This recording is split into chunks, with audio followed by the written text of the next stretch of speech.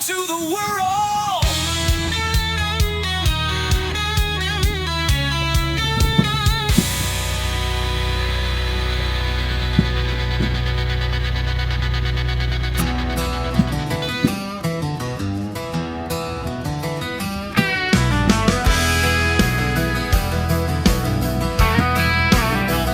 Having come back from the Canary Island storms, we arrive in Britain to find that they're having storms of their own, even a bit of a sprinkling of snow on the Wirral. But that's all over now. It's not only warmer, but we're taking a ride on a warm train. Mersyrail as far as Liverpool Central on the Wirral line, and on the way we get to look out to sea across from New Brighton, and then we go and change on to the Northern line, and we're today heading for Southport.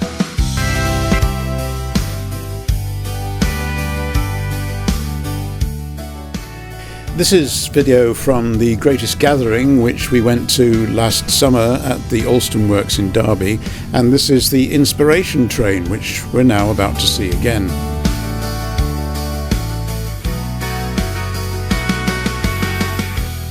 We've arrived at Southport station just in time for our time slot, and we find that lots of other people were booked in at the same time, so we're in a queue.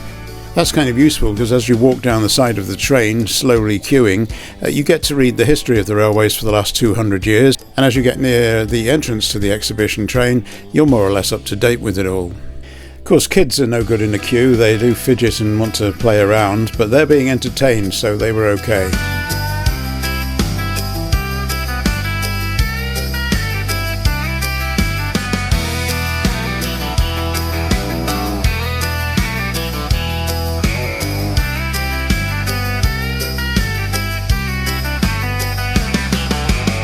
And so our journey of discovery begins.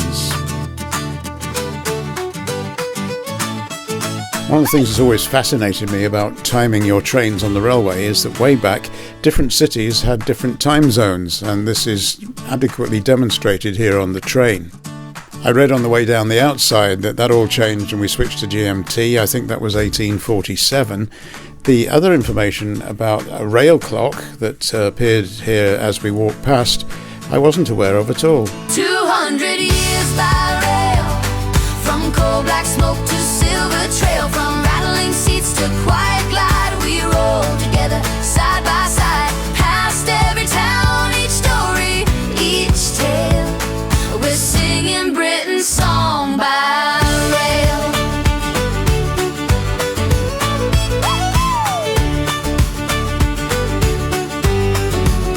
Iron bridges over rivers that roar, factories flashing by the door, seaside stalls, salt on the breeze, fish and chips, feet stuck with sand on the seats.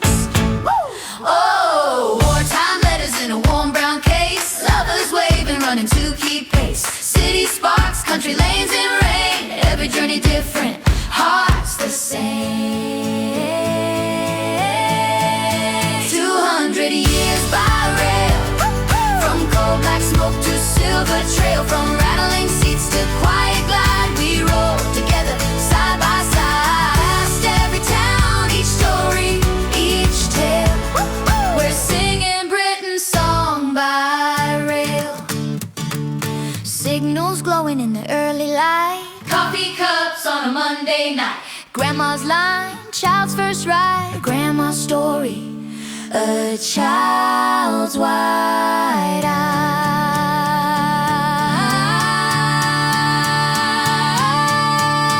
200 years by rail, from coal black smoke to silver trail, from rattling seats to quiet glide, we roll together. 200 years by rail, from coal black smoke to silver trail, from rattling seats to quiet glide, we roll together side by side, past every town, each story, each tale. We're singing Britain's song by rail. Well, there's a list of jobs you can do on the railway that you may not have thought of, and there's a list of places that this train will be going to after it's left Southport. This is video that I took in late 2024. The Class 507 trains were going out of service, and there were special farewell tours around that time. When I heard the Preservation Society were buying one of these trains for £1, I decided to join and contribute to the cost of everything. And we saw the train again next at the Greatest Gathering in Derby, and it's still down there. And the interesting thing, which this piece of video from the Preservation Society shows, is that the train has now run on the test track. Interesting, because Mersyrail trains need a special 3-rail system, a 3rd rail system, and you don't find that just anywhere, but you do find it on the test track at Alstom, where they can do 3rd rail, they can do overhead electric. In fact, they can probably test most types of trains down here. The 507 is due to leave Derby sometime in the next few months, and will end up at Thanet Valley Railway, and of course we'll be following its journey. This is Derby Test Track South, where this train terminates. Please make sure that you take all your personal belongings with you when leaving the train. We're still in Southport, and we've been into the Wayfarers Arcade, which has got a couple of decent cafes and some other interesting shops. When I was a child and I was brought here to Southport from Crosby, I was told that this was the widest street in Britain. I think they meant the widest shopping street. And if you count the road and the landscaped areas, i.e. the distance from the buildings on the left to the buildings on the right, it's about 80 metres, and that is pretty big.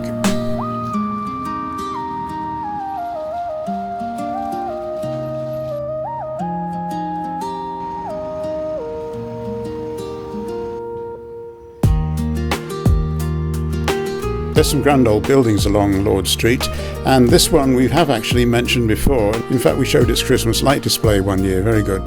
It's the Atkinson Theatre, which isn't just a theatre, it's got a cafe that we've used a few times, it's got a library, and upstairs there's a museum, which you might like to have a look around.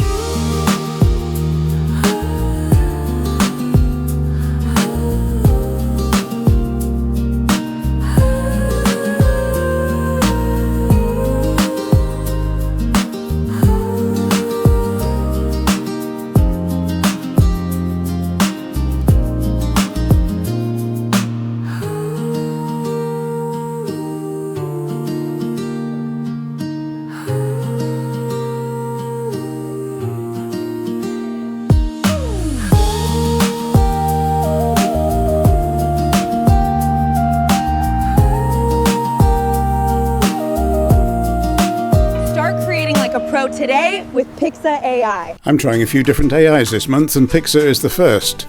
I was talking to my brother about glass blowing while we were in Southport. He's done some of that, and of course we had trains on the brain. So this is my brief for an AI image, and Pixa has got access to several different engines, and so we got 4 different versions of my glass blower in his old-fashioned room. 2 of them actually had a fully finished glass steam train. And it suddenly occurred to me that the kids watch these programs on TV with mermaids in. As far as I know, they don't exist, so let's see what the AI can do. Cartoons it is. And this is the Pixa AI dashboard, where you pick your tools and set your parameters. Pixa AI gives you all the AI tools you'll ever need in one dashboard. From AI writing to videos, images, and chatbots, everything is here. If there's one thing I'm learning, it's that you're talking to a dumb machine, so you have to be a bit specific. So when I asked for a steam and an electric train passing each other, I expected them to go in opposite directions. But if I'd wanted that, I'd have had to say so.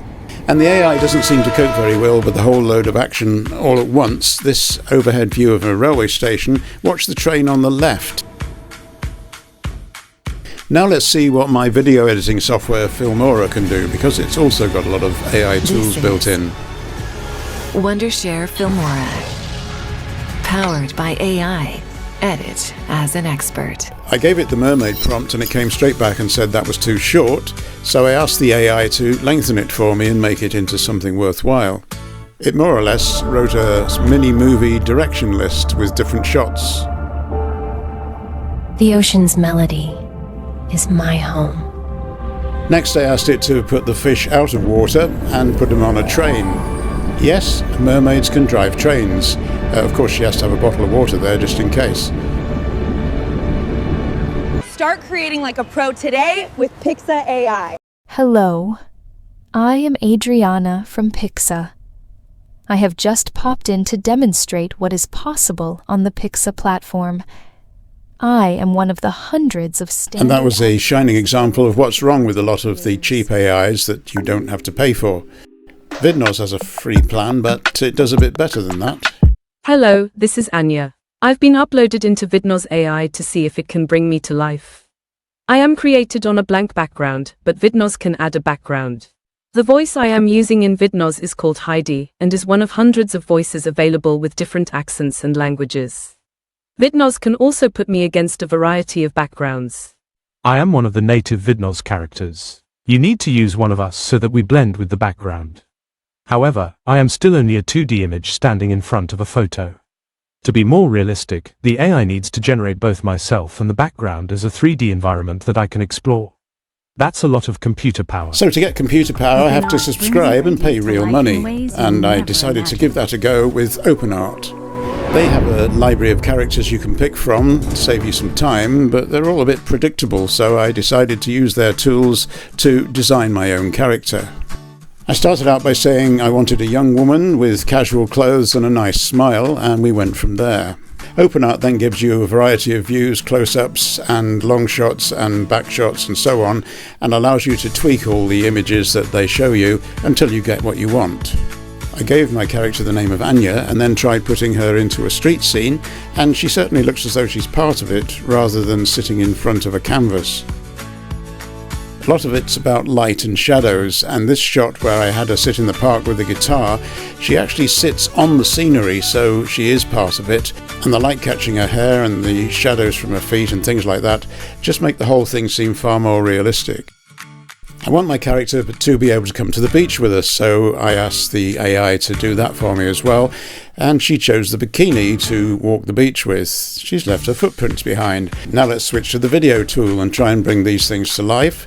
Get her onto the bike, cycling through that street, and smiling at us. Yes, don't get too close. And we'll bring the other scene to life as well. We'll get her to play the guitar, and then I created a second shot where I asked her to put the guitar down on the bench beside her. It all worked extremely well. Hi, I'm Ian. Brian is helping me to become the perfect assistant in his video productions.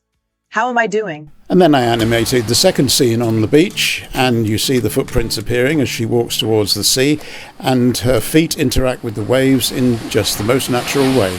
Next, a strange thing happened because I wanted her back in the office, and I said she should get a towel around her and head in. There wasn't a towel anywhere to be seen. Or was there? I haven't yet decided what voice I'm going to give Anya, but I asked her to sit down at a desk ready to talk to me, and she just started. So you